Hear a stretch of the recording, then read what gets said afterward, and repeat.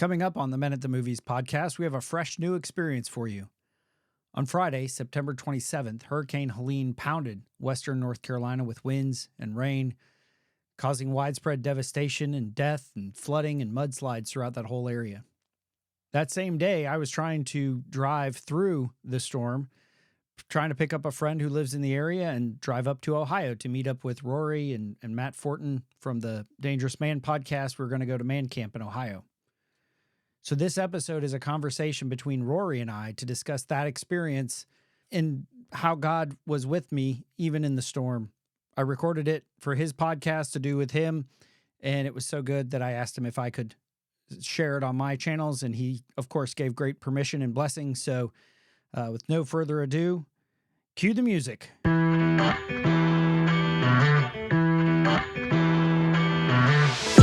The movies and stories we love are gateways to see ourselves and God in new ways. Every great story borrows its power from a larger story, the story that's written on our hearts and woven into the fabric of our very being.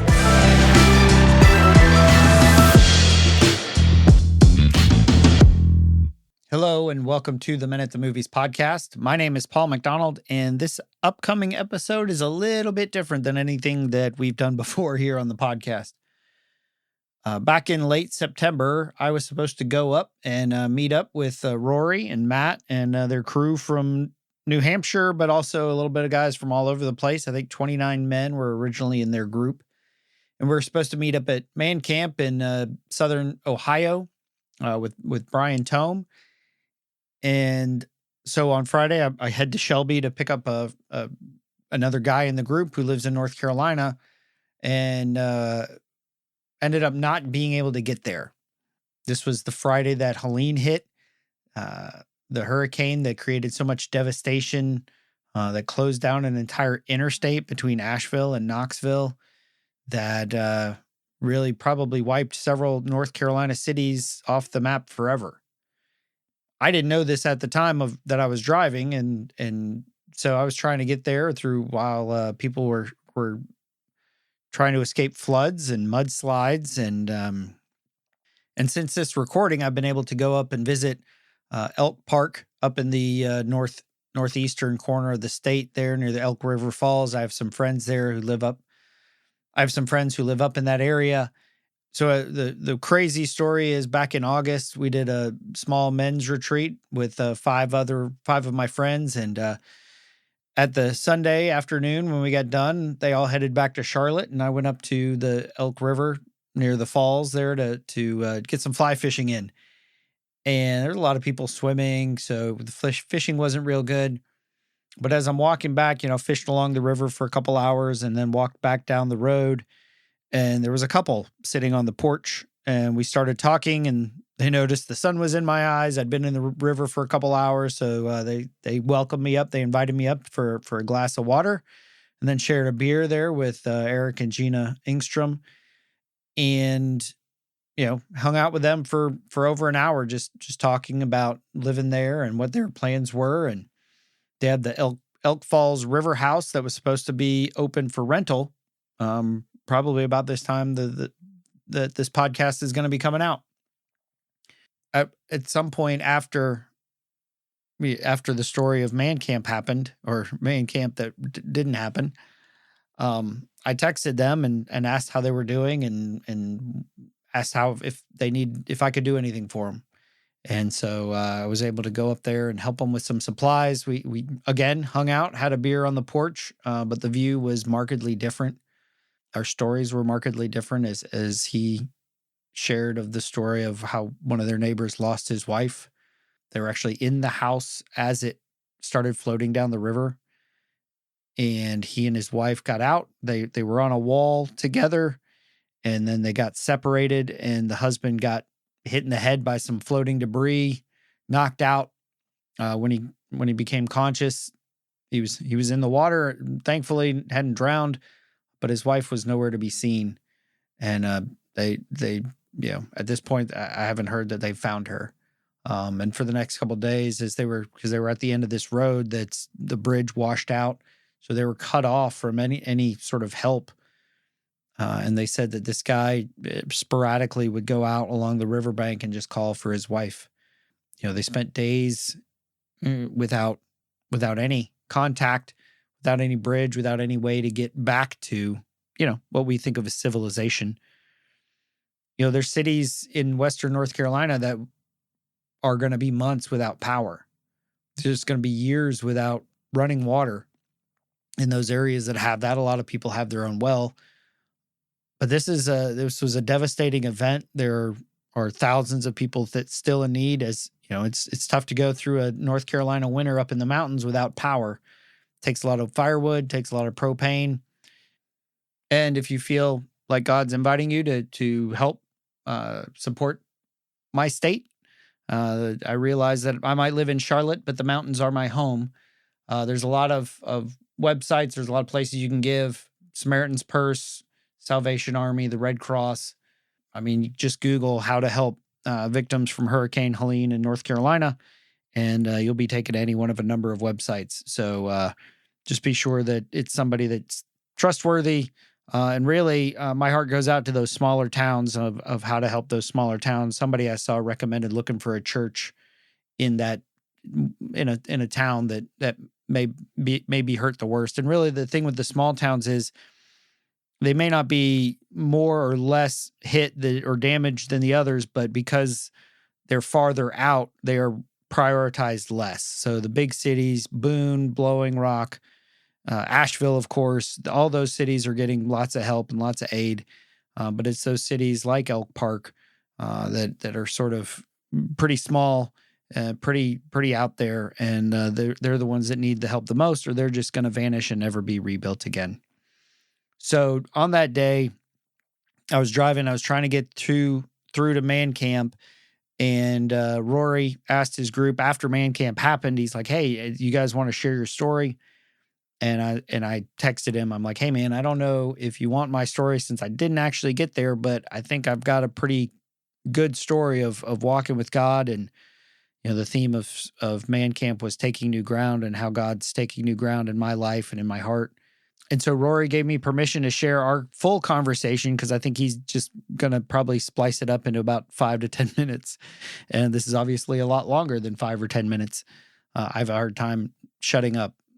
So thanks to Rory and Matt for supporting me, praying for me, being there for me. And check out their podcast, the Dangerous Man Podcast. I was a guest on it a few months ago, and but they do great stuff, and you're really seeing the kingdom of God moving through them, not just in New Hampshire, but right now even throughout the whole U.S. So here is my conversation with Rory from the Dangerous Man Podcast. And he's like, "Well, you're up. You're on the job." And I'm like, "What?" And so whenever Matt says I'm on the job, it's like, "Hey, it's time for you to put your pastor hat on. You got to get something done." And he goes, "Caleb, Rashid, Zach," he's like, "they're down at the pond waiting for you to baptize them." And I'm like, "Let's go." Like, oh, wow. Yeah, dude. And it was just like, it was crazy, because those guys just said, like, you don't understand the impact that's going to happen, and it's going to happen quick. And so I ran back in the tent. I'm like, "Hey, we're going to baptize 3 of our guys." And we ended up baptizing 5 of our guys. And so, dude, it was 5 of the 22, yep, right? 5 of the 22, man. And one of them was my nephew. The other one was my cousin. And so, dude, I bawled like a freaking baby. Oh my gosh. It was such a beautiful moment. I'm getting emotional here. I don't even know these guys. Like one of the guys was absolute staunch atheist, don't believe in Jesus. No, not happening. And then he started hanging out that was my cousin. He started hanging out with us. And he's like, "Man, like, you guys are different. Like, what is this stuff? What's this Jesus dude?"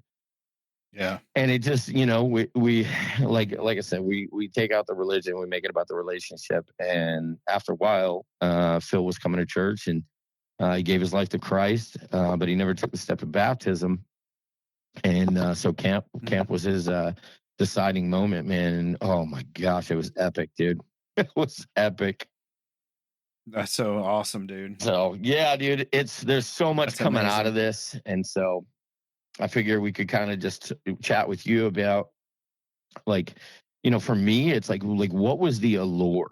You know what I mean? Because like we really didn't talk a crap ton about Man Camp. We didn't like, Right. I wasn't like trying to sell you on anything or anything. You're just like, yo, I signed up, and I'm like, what? Let's go! Like this is crazy. What the hell?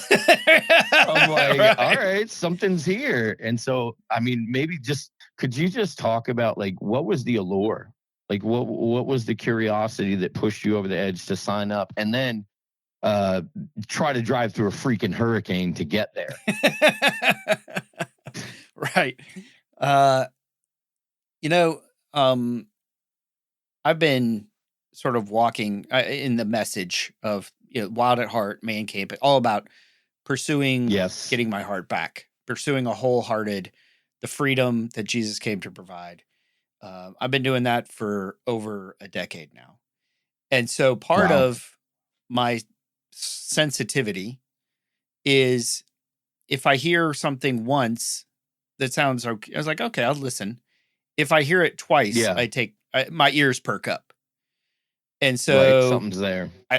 I don't remember what happened first. I think actually I did a podcast with Paul Nichols on Joe versus the Volcano. And he talked about Man Camp. He's been doing it for like 10 years. He's on the MASH team. He's praying over dudes. And I just got off the phone with him like 2 hours ago, maybe even less. Nice. Like on my way to Lowe's at noon, I'm talking to him, and he's giving me a brief download of what happened and even what he got out of it, after 10 years of doing this. And there's still, that's the whole thing with the kingdom of heaven and the gospel is there's always more. There's always more we can chase. There's, to use the phrase, there's always new ground to take, right?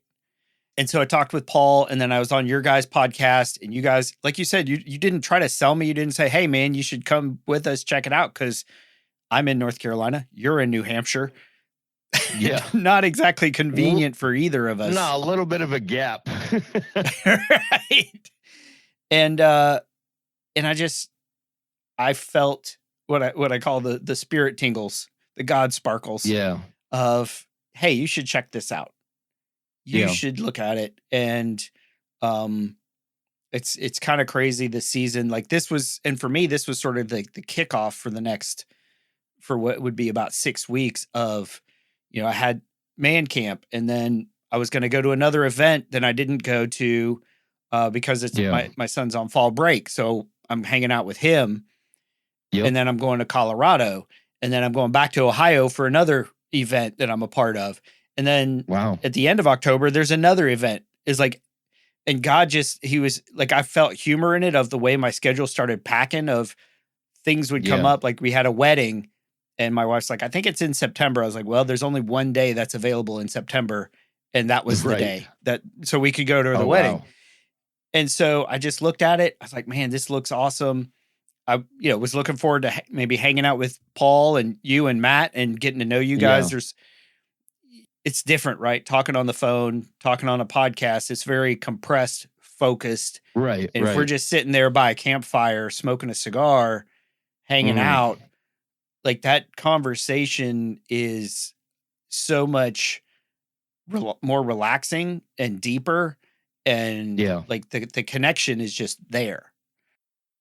Man, it's so cool. Just for those of you guys listening, Paul made the biggest, most aggressive push ever to try to get to camp, and ended up driving to go pick up another guy, Terry, in North Carolina. And through the process of the most ridiculous weather out there, Terry and Paul got Terry got stuck at his house. Because of all the weather, down power or power out, and then a bunch of down trees. And so Paul wasn't able to pick him up. But tell the guys about, like, all right, so you're not able to pick up Terry. What happens after that? Oh, man. Because you gave it a full send. Oh, yeah. Yeah, I'm just, I'm driving from Charlotte to North Carolina up to Ohio. Hurricane Helene's coming through. A typical hurricane in, the mountains, mid-coastal foothills. In North Carolina, once you get a couple hours from the beach, hurricanes tend to turn into big rainstorms. Right. Not since Hurricane Hugo has anything sort of been devastating. A little bit of wind, a little bit of rain, but nothing, the thunderstorms here in the summer are worse than most of the hurricanes that come through. Yeah. So people are like, oh, what are you doing going through this? I was like, historically, things have been okay. Mm-hmm. And I have to say, again, going back to this idea of walking with God in this, when I left Friday morning at 6:30, it's pouring, right? The wind, probably gusting to 50 miles an hour, I think, probably steadily in the 25 to 30 mile an hour range. I live on a cul-de-sac. Before I get to the first road out of my neighborhood, there is a huge branch covering 75% of the road. Wow. Like, I haven't even gotten out of the neighborhood, and I'm wondering if I'm getting out of the neighborhood. Right? You're like, what am I doing? Why am I doing this? And I'm just like, God, man. Is this what you want? Is this? And right. I didn't feel, when I go back to laying it down, I didn't feel like I was being invited to lay it down. I wasn't feeling invited to tap out. And so I'm driving down it's a 4-lane road. There's a tree down across 2 lanes. If you want to keep going, you've got to go into the left lane to get around it. As I'm approaching the interstate, I see sparks off to the left from a transformer blowing. Oh, jeez. It's not even 7 o'clock yet. And so I'm driving down the interstate. I have a 4-wheel drive truck. And so I'm going, meeting Terry. I texted him. I was like, yeah, it looks like about 8 o'clock. I'm supposed to pick you up. Yep. It's dark. It's raining. It's super windy. And I go and get in the highway about 20 to 30 minutes from Terry. I hit my first, a tree that is completely blocking the highway that I'm on. Like, over the car whole stopped. highway? Yeah. It's one of those. It's have all the one-way traffic, and then all the other is in a separate road. So it's not quite an interstate, but it's sort of a step down. Well, the tree is blocking the entire road. There's emergency crews coming up to it because it's a pretty major road. And I look on my map and I was like, oh, well, I can go around, if I put my truck in reverse or U-turn and go the wrong way on the highway for 100 yards or so, there's a turnoff I can take. And it's raining. And I'm like, okay. And I was talking to my dad by now because it was getting close, and because he lives in Texas, so I try not to wake him up too early. But I remember getting a hit from a gust of wind hit the truck, and it startled me because I'm like, really? this is, as like it came from the right. I feel like maybe something hit the window, but it felt like the truck shifted a couple inches left. And I was like, holy shit experience. Right? In that moment, it's like, and then the trees blocking the road, and I'm going up, and Terry calls. He's like, hey man, just checking on you. It's like, yeah, I had to reroute. I still got directions. It's, now it's like 8:10. Yeah. And there's a tree down in the road. I was like, oh man. I look on the map again. Okay, here I can get back to the road. I'm trying to get on, kind of loop around, and I go another tree down. And I do remember this kept happening. And so I was like, okay, let me get to a main road. That'll be clear. And I'm sitting there at the intersection at the stop sign. I'm looking at my map. This is when the cell signals first started getting super dodgy. Because my map's not rerouting, it's not uploading. And a dude comes up to me, and I had this thought, dude, I had this thought as I'm driving in the dark behind a truck. I was like, what kind of truck would Jesus drive? Like, it's probably beat up. It's probably got chainsaws, ladders, gas tanks, generator. It's got, it's not a pretty truck. It is a work truck, but it is an effective truck. Yeah. And that's The what square pulled up next to bodies. me. Yes, that's what Yeah. pulled up next to me. He's like, where are you trying to go? I was like, I'm trying to get to my buddy. And he doesn't even let me explain where I'm trying to go. He's just like, follow me. We're going to go down this road to get to that road and you can backdoor that way. And he just takes Oh, wow. off. I'm like, Follow just okay, some random Jesus. guy. Yeah. Yes. Some random dude in a truck. Hey, we're going this way. Follow me. Okay. Yeah. Wow. And so, and we go and, again, probably less than a mile from getting to that next highway, there is a tree down over power lines and the lines are across the road. Oh my gosh. And so he's like, I'm going this other way because he's trying to go somewhere else. And I'm like, Yeah. okay. But so he got me to that spot. And because, and I'm getting to the part where the Terry said, you can't get me. So I drove down and I remember because there's a 4-way intersection and I'd come, the way, so there was that one, I take a left. That's where the tree was. I go back a little bit, take a left and there's another tree. Oh my gosh. I tried there was a parking lot of a church and I pulled up and just sat in it. It's not like it doesn't look like a church building. It looks like a warehouse. But around, so I was thinking, oh, maybe I can get up in the parking lot and get around the tree. And I couldn't. And this is sort of when I got freaked out the most. Because I'm sitting up there and I get under the awning because I have to take a leak and I can't find anywhere to pee. And I didn't want to stand in the rain. So I'm standing under the awning, peeing into the rain puddles as the wind is blowing my pee everywhere, dude. I don't even see it hit the ground. Oh my gosh. What a man moment. I'm pissing in the wind and it's just flying everywhere. It is. I'm just like, I don't even see it land. Oh my gosh. I love it. And I get back in my truck. Okay. And I was like, I don't, and that's, Terry called. He's like, hey man, there are trees down on both sides of the road. Even if you could get here, we can't get out. And as I'm talking to him, a tree comes down in his backyard. What the heck? This was the most. No, he's like, he didn't even hear it. He went to the front, went to the back. He's like, oh, there's a tree down. Jeez, it's like just uprooted and fell over. And my goodness, it was so surreal. If you any of those apocalyptic movies that you see, like I've just recently watched Civil War, and not the MCU one, but the A24, the one on Max about the there's a Civil War in the U.S.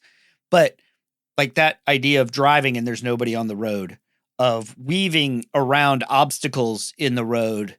I told my brother, I was like, if I had seen a dead body on the side of the road, I would not have felt any stranger than it did.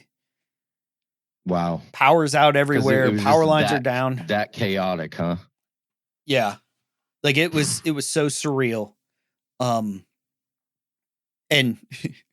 I didn't see the pictures that would come out later of what it looked like around Asheville or between Asheville and Knoxville and interstate, it was disappearing into the river. Legit destruction. And I told my wife a couple days afterwards, I was like, there was a 0% chance that I died on that trip. Granted, I mean, that's true every time you leave the house or, there's always a 0%, but like this was maybe, it was in the whole numbers.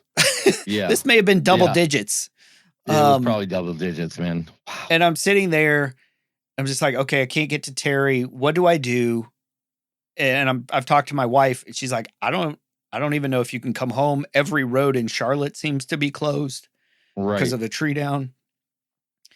And I felt in that moment, it's in my mind, I'm trying to get west of the hurricane so then I can go north. Yeah. Without realizing that west is where the worst stuff was. Yeah, I know, right? Oh my God. What'll really blow your mind is, so I looked at the times to decide which way to go. Like, we could have gone north to man camp, but for me, it was like 8 hours to go north. And for Terry, it would have been 8.5. If we go by going, if I picked him up, it was 8.5 for me and 7.5 for him. So I was like, well, going north, it's longer for him to go north than it is for me to go west, if that makes sense. Like, I was like, but if we had gone north, I think we get there no problem. I mean, we get there in the rain, but like, that's a little twist of, that could have been different. Interesting. So I'm still thinking I have a better chance of getting to man camp than I do of getting home. So, I go back down, like beyond the point of no return, right? Yeah. You're like, I'm fully vested. Yeah. Drive. I do not recommend this, although from what I understand, this is fine, is driving over the lines that are on the ground. Do not do that at home. But my buddy who knows things is like, whatever you do, stay in your truck. Your wheels will ground it. Yeah, exactly. Yeah. I was like, dude, trees are falling. Why would I want to get out? Yeah. What is this urge to keep going? Yeah. Yeah. On this other side of that, there was still another tree down. So I had to turn back and drive back over them. Oh my goodness. I tried the other way from this 4-way stop. There's a tree down. I go to the last way, and as I'm turning onto the street, I see a tree come down in front of me. Oh, geez. And I don't know what to do because I'm like, it's like it's a bigger fir tree. So, it gets smaller as it gets taller. And so the top of the tree was basically at the edge of the road. Off the road was a puddle of unknown depth. And so I don't know if I had done this yet, but I certainly did it by now. Put my truck in 4-wheel drive and basically drove through the top of the tree. Because I was like, this is my only way I can get out. Because those other trees were like trunks, manhole-sized trunks, in the road. You're not getting over it's like, you can't get over that. But this I can push through. Sure, my truck might get a little scratched, but I think Jesus' truck would be pretty scratched up too. As you mentioned, work truck, right? Yeah, that farm truck would be beat. And so I'm still trying. I'm trying. So now I'm trying to get back on a highway, on a bigger road, trying to escape the back road hell of every tree is down in the county. In these moments of crisis, Wild at Heart has been doing a series on this idea, like, how do we respond in a crisis? Because normally our pursuit is we want comfort, we want safety, we want security. We want that bubble. We don't want to be right, for sure. Yeah. But there's a reason I was there. Yeah. And there's a reason that I was connected with Terry, that I connected with you guys. So I'm driving down this road and I see headlights, but I also see in between us, there's a tree down. And by now it's like happened enough. I'm just like, you kind of chuckle. Here's another way I can't go. Yep. And so I'm just kind of sitting there, just sort of rerouting my brain. And as I'm watching the guy on the other side of the tree turn around, a tree comes down behind him. Oh, geez. He's boxed in. So I was like, oh. So I got out of the truck and I was kind of laughing because it was just, it had gotten to the ridiculous point. I was like, hey, man. He's just like, this is crazy. He's like, hey, you need a hand? He's like, oh, I got 4-wheel drive, but I don't have any chains or anything. It's like, I got some ratchet straps in my truck.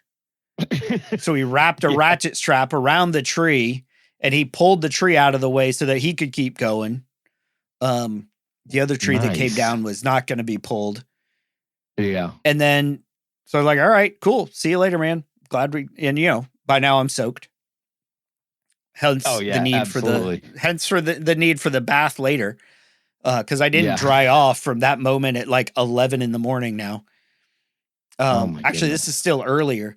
So I'm going and again, really close to the highway. There's a tree down across the road, but people have been going around in the shoulder, except for this dude driving like a freaking Honda Accord with old tires. I think they were like NASCAR tires. They had no tread. Yeah, like beetle skins. Yeah, Like, so he bro. got stuck in the mud. And I'm like, hey, Yep. man. He's like, oh, man, I'm like a half mile from my house. I can't get out. And, he's technically blocking where I could go. Exactly. You're like, well, I guess so I I was gotta like, pull this guy out of the way. yeah, I was like, well, I got some ratchet straps, and they're like heavy duty, really strong ratchet straps. So he put it on the bumper, put it on his tow thing, and we pulled him out of the mud. He was super appreciative. And then by then the road crew had actually showed up and had cleared, one of the lanes so we could get through. But I called Matt because after that I got on the highway. Like, oh man, it's awesome. Clear sailing. It's freedom. It felt amazing to be out, escaped from all the tree down. Yeah. So you're thinking, home, sweet home, I'm going to make it. Yeah. I made it to the interstate. We are good. And now again, going back to this idea of surreal, there's still trees down on the interstate. Everywhere. Yeah. Like you drive in the left lane because the right lane's blocked. Sometimes you drive in the shoulder because both lanes are blocked. Mm-hmm. And I knew I was in trouble when GPS took me off the interstate to drive through this little podunk town. Yeah. Like, if you're going off the interstate, they shut down the highway. I'm not there yet. I'm not there yet. So drove through this little town where inexplicably there's just caution tape across the road. I don't know why. There didn't seem to be, nobody was there. I think if I'd gone around the curve, the road would have been washed out because somebody's driveway was washed out right next to the road I was on. Oh, wow. And again, the signal's getting terrible. I can't really, even the Google Maps kind of spotty. Yeah. It's like, screw this. I'm getting back on the interstate. Go back on the interstate. Everything's going. And then it's not. It turns into a parking lot, like a parking lot on I-26. I'm not even to Asheville yet. Wow. And I proceed to sit there for over 2 hours. Oh my goodness, man.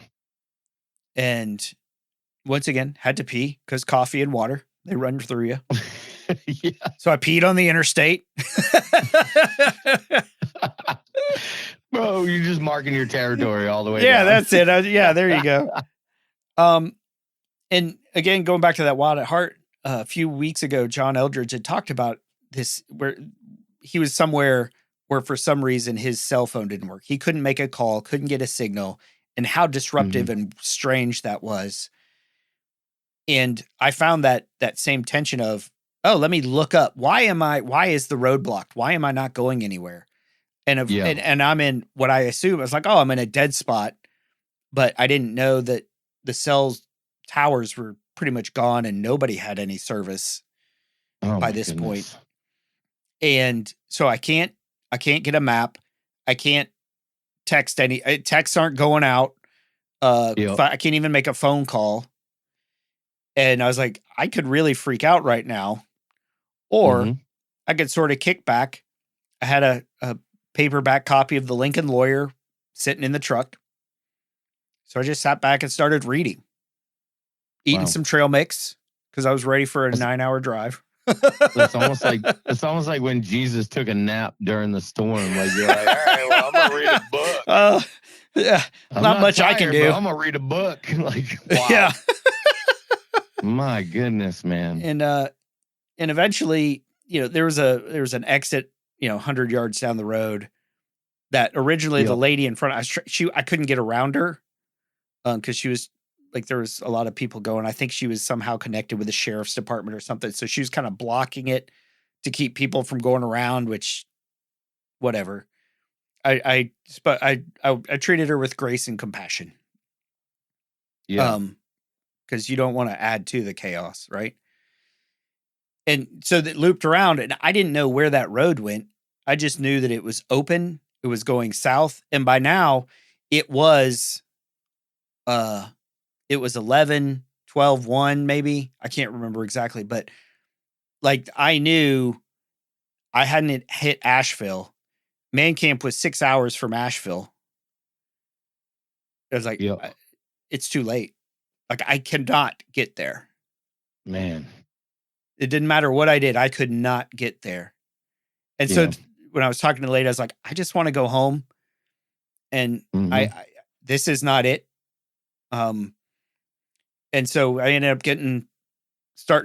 going down towards Greenville, Spartanburg, and driving through another highway again, just weaving around trees. And there was nobody going this way. That was really freaky. I kept waiting for some flash flood down the interstate or something, which apparently sort of happened. Yeah. So I ended up getting back there. One of the again, harkening back to the apocalypse movies where, oh, look, there's a gas station with power on and it's mobbed.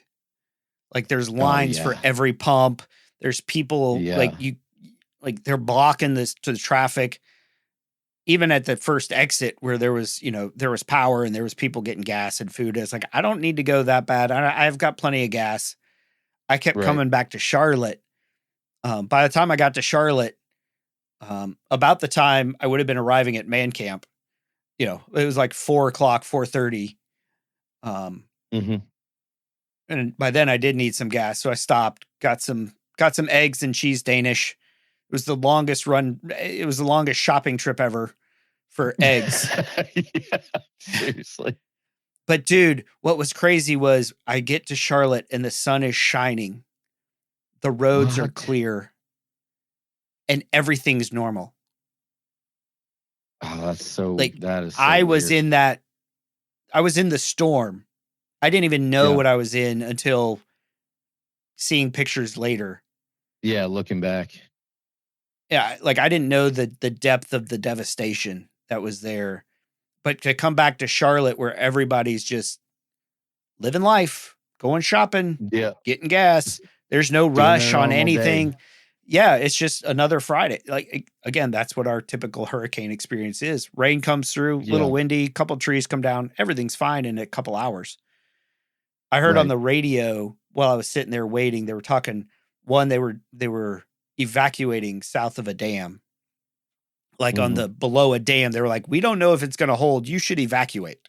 Yeah, get out of here because we don't know if it's going to break or whatnot. Wow. And then there was a river that had already set a record for the flood stage. I think the previous record was over 100 years ago at like 20 feet. It was at 23 feet. And by late that afternoon, they expected it to be over 30 feet. My goodness. And it's just devastation. Yeah, your mind just can't grapple with it. Right. And I can't remember who it was. And another buddy of mine, Matt, he was supposed to go, but he got sick, like chest stuff. And he's like, again, going back to, and we have these questions we ask ourselves when stuff like this happens. Like, what is Jesus offering and what is coming against that? Yeah. And what he realized was what was coming against him, like what he was fighting against was the desire not to disappoint his friend by not going to Man Camp. Man. Like he's like, I need to rest. I need to stay home. I need to they're getting ready to sell their house. So there's all these projects he needs to do. Yeah. And he's sick. Like sounds like Barry White after chain smoking for 10 years. Yeah. Like that's how rough he sounded. Yeah. Wow. But for him to be like, and I said, I don't, and he's got another men's event coming up next weekend and they're like, oh, you shouldn't go. We need you healthy for next week. I'm like, dude, you could be sick and not go. You could go and be healthy. It's like, that is a non-thing. But what is the thing is what is it that Jesus is offering you and what's coming against what he's offering you? And to realize that it was his fear of disappointing me was what was like keeping him from saying, hey, you know what? God's leading me to stay home. And that's okay. But for me to say, God, I pushed as far as I could. And like the idea, the theme of Man Camp, taking new ground. Yeah, I wasn't able to get to Man Camp, but that doesn't mean Man Camp didn't get to me, right? Oh, come on. I mean, I texted you guys, right, that one day before about the idea of what taking new ground looks like. And, you had a great there was word too. That theme of don't despise the small beginnings. And like this idea was like, what if everything up to this point has been a small beginning? Yeah. What if all the trauma and the shit that we've been through, and then the grace and the freedom and healing that we've experienced on the other side of this? Yes. What if that's all a small beginning? And what if Jesus just has more if you're willing to push through the shit? Because there's reasons. I needed to be there to get that guy out of his box, out of the trees, right? I needed to be there to help that guy get out of the mud. I needed to talk to that old lady who was blocking me and show her mercy and kindness and compassion when she was getting on my nerves. Yeah, right. Like she needed a friendly voice and a friendly face in that moment. And then I needed to come home and take a bath, because while I'm taking a bath, I'm looking at the faucet and it's going drip, drip, drip, drip. Like, and it's been doing this for a while. I will admit, this is not the first time I've noticed the drip. Yeah. But what if I had that time so I could come back and fix the tub? Because as we all know, with any home project, what starts as, I'm going to replace this faucet. Because, the handles were all janky, all this. Yeah. I'm gonna put a nice faucet in. My wife loves taking baths. That's how she That's how she relaxes during her. I mean, that's just how she relaxes. She loves, she loves making it like just short of boiling temperature and then getting in the tub. Scalding, flesh boiling hot. Right. I was like, hey, you look like a lobster. Ladies do that. Yeah. And so goodness. I'm trying to take the faucet out because I went to Lowe's Saturday morning, came home with a new faucet, and so got to take the old one out. And I called my buddy, my buddy who's sick, who's also does construction and renovations and stuff like that. I was like, hey man, I'm trying to do this. How do I get to the faucet that's in the tub? Because it's just a jacuzzi tub. He's like, oh, well, you look for the access panel. Buddy, there's no access panel. Ruh-roh. And I told him, I was like, I'm going to quit calling you, because the last time I called you with a house problem, the words you said were, this will probably go easier if you take the toilet out. I want no part of a job that becomes easier by removing the toilet. This one is, okay, you've got to more work. Yeah, you've got to peel off the tile.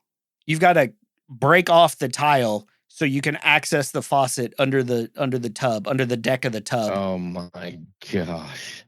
And what started as fixing a drippy, leaky faucet, and really it was, hey, maybe that's why my water bill's been so high lately.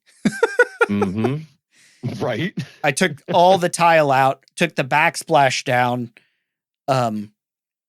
and so we did the demo that day, and I told my wife, I was like, look, here's the problem. Here's what I would like to do. Go pick out a faucet, go pick out a backsplash, go pick out a tile to kind of put next to it. And we're going to start. I'm about to break everything. Yeah. Right. Yeah. I didn't yet, because I'm like, you need to know this, because I can't fix that problem without doing this. Yep. Which, holy shit, feels like that preaches a little bit. Like we have a leaky faucet, right? We got something that leaks in our lives. We just want the leak fixed. But what God's inviting us into is, you got a lot of other stuff we got to tear out. But what's going to be built on there is going to be incredible and awesome. And like that day I put up a ceiling fan, because the other one I changed out a light switch.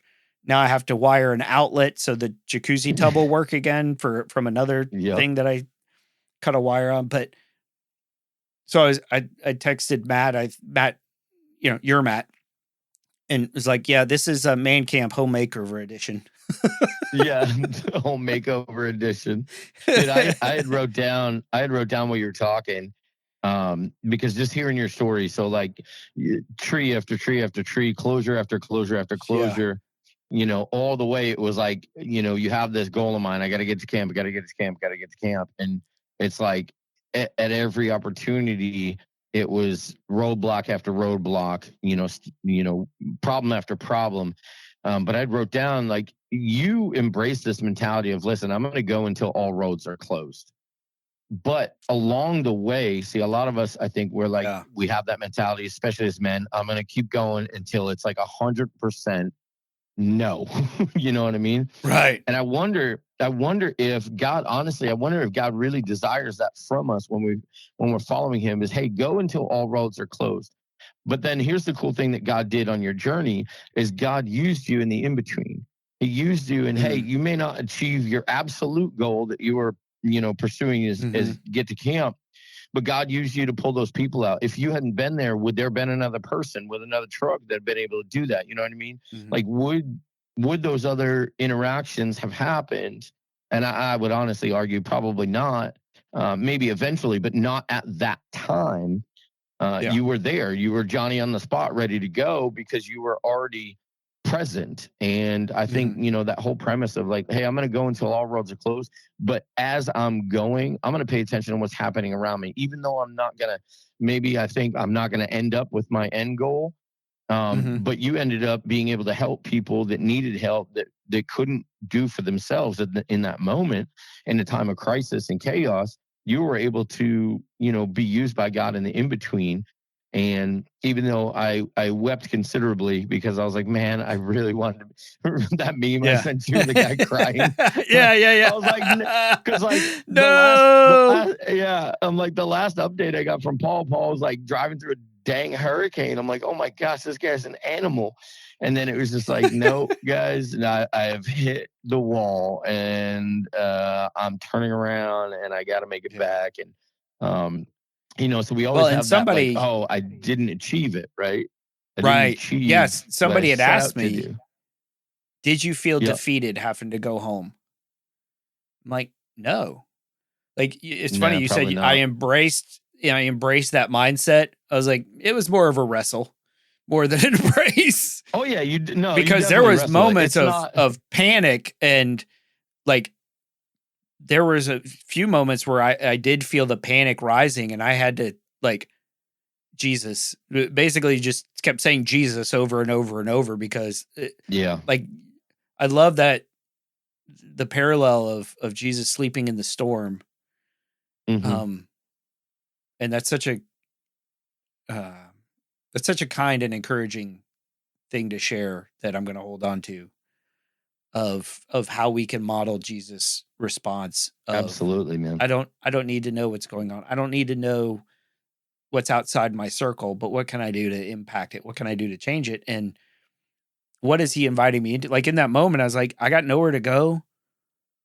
I can't do anything. So let me read a book that I brought along and relax, instead of like pacing outside the truck or trying to, enforcing it. Right. And because that's what we do. You had said, one of the guys said you were a religious bulldozer. And I think that's awesome, because I think Jesus was a religious bulldozer. It can be dangerous, though. It can be dangerous. Well, that's why you have the Dangerous Man podcast. That is a true story. It's a true story. But like, that idea of like, I could have bulldozed my way to man camp, maybe. Like, I could have gotten there like Saturday morning, or tried to force my way in, or whatever. If I had turned around and gone up and driven for 14, 16 hours. Oh my goodness. But the religious bulldozer knocks down the religion. It knocks down that structure. And, right. And that's what Jesus, he knocked down the structure to build something better. So I love that idea. Like, of the religious bulldozer, but what is it you're using your strength for? What is it you're knocking down? Oh, that's good. You're not doing it to prove, hey, look at what I did. Come on, guys, we're going to do this. We're going to get 50 men. We're going to get 100 men, and you're hounding them and harassing them to bring more guys. And that's not going to be fun. You find that doesn't but if you're just, what you're knocking down is the idols, what you're knocking down is the false, you're knocking down the poser and all the other, the structures that have kept us from living, from experiencing wholehearted life and freedom and all the things that Jesus came to give us. Those are the things that need to get knocked down and bulldozed. And then you see 25% of your dudes get baptized. Yeah, that was, dude, my goodness, man. And I think that's the thing, like probably the difference maker in what we're talking about right now is like, guys are great at that too. It's like, I'll be headstrong. I'm going to plow through it. I'll figure it out and all that stuff. And that's great. But in the premise of it, what is, yes, I know you have this goal, what your future goal is, my goal is to, get all these guys to camp, whatever. But the goal wasn't for me personally, the goal wasn't for me. I knew I was going to get what I got out of it, and I knew I was going to make the most of it. But my goal was, hey, I'm not backing down for the sense of the people around me. My brother's next to me. I'm not backing down. I'm not, and we didn't have anywhere near as difficult of a journey that you did. We didn't even encounter any trees, so we got really lucky. Skirted at the top of it, I think. Yeah, I thought the trees were going to fall on us when we were at camp, but because you guys said when you got there was a monsoon. I'm like, yeah, that's what I drove through. I drove through what's hitting your camp now. You were in the middle of it, man. But it's so amazing that even in the midst of all that storm, all that chaos, God still used you. He still taught you some things. He still was able to use your presence to help other people. And I know. Again, we talk about this concept of, everything happens for a reason. And I think that's really hard for us to wrap our little human minds around, because every little tiny thing, like we get so attached to the future goal or the vision that we have that we can see.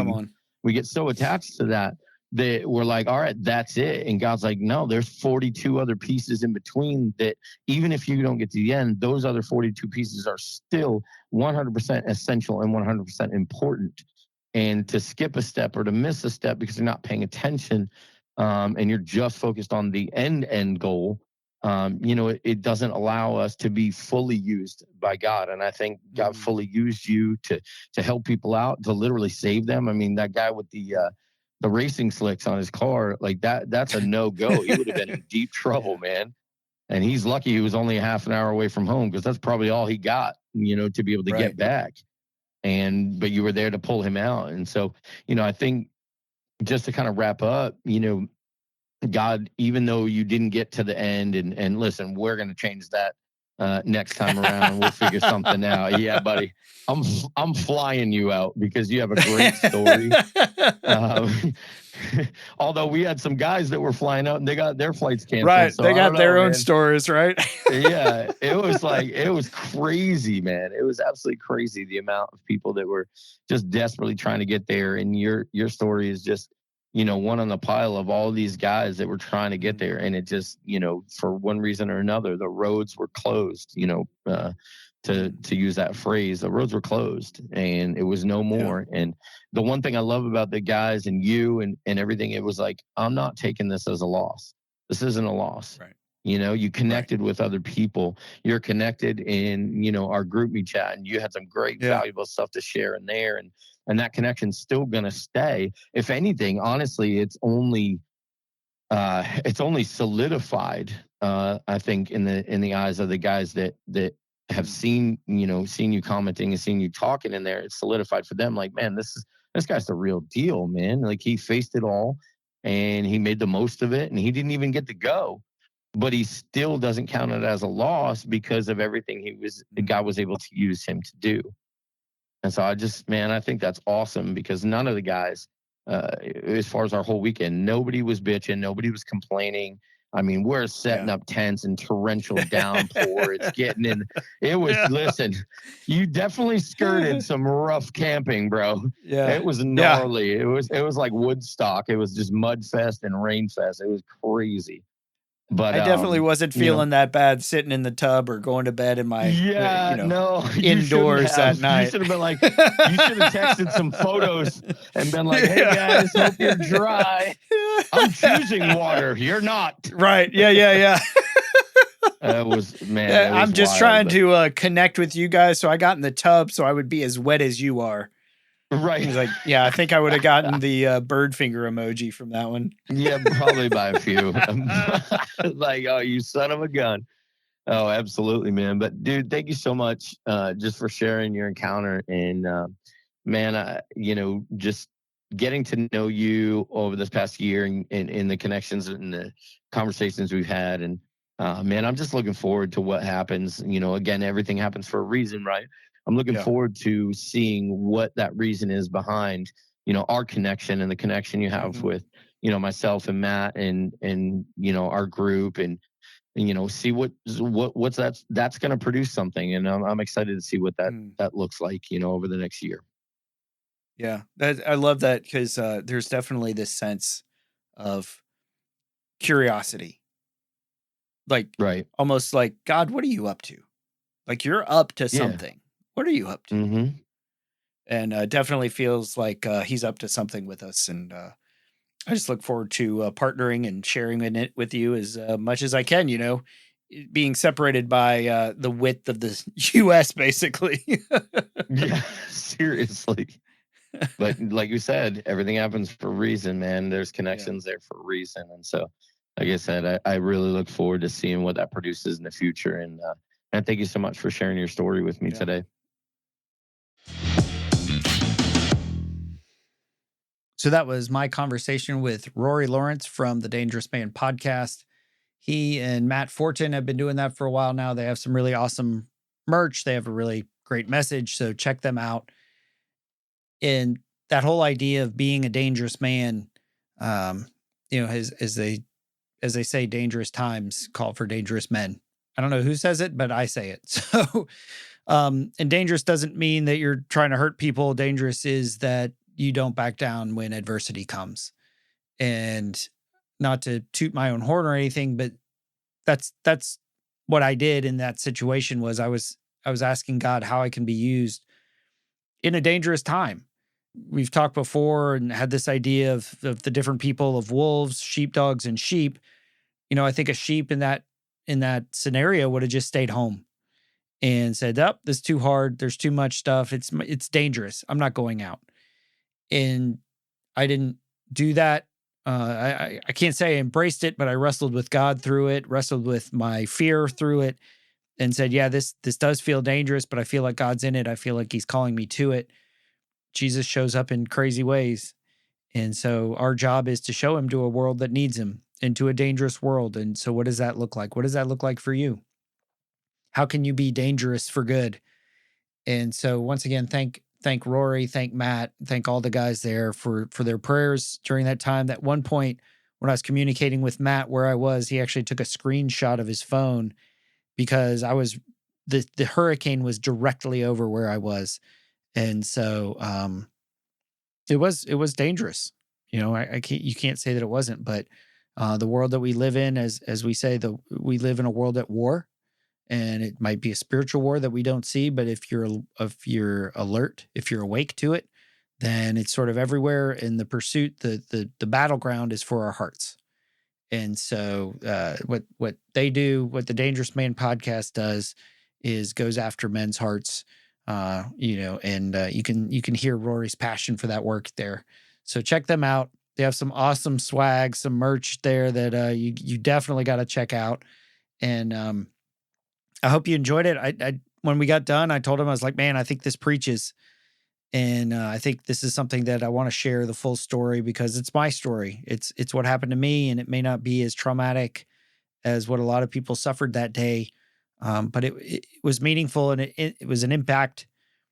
And the part I didn't share about Eric and Gina after I I shared that original time in the summer with them up on their porch, and I was walking back to my truck, and I was man, it was just such a fun conversation. I really enjoyed it, and I felt the God sparkles on it, as I referenced, in the conversation with Rory.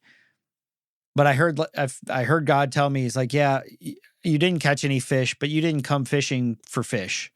You had to come fishing because you had to meet them. And so, when they're struggling, when they're fighting for the bridge that will keep them so that they can go to their doctor's appointment, so that they can get supplies. Eric said he uses about 8 gallons of gas every day for his generator. That means something. And what we do matters. The line from Gladiator of what we do in life echoes in eternity. And what you do in life echoes in eternity. And I think it echoes louder when we engage in dangerous times. So I know this is sort of a different take, different mindset, different conversation than we normally have, but I thought it was good to share with my audience. I promise that there will be more movies and more conversations about movies coming up.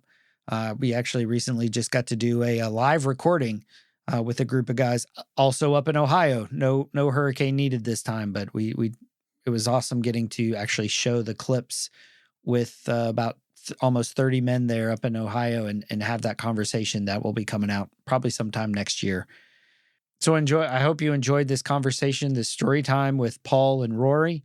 And I hope you join us next time here on the Men at the Movies podcast. Something inside has been awakened. I can no longer be who I was before. But if I am no longer who I was, who am I to be?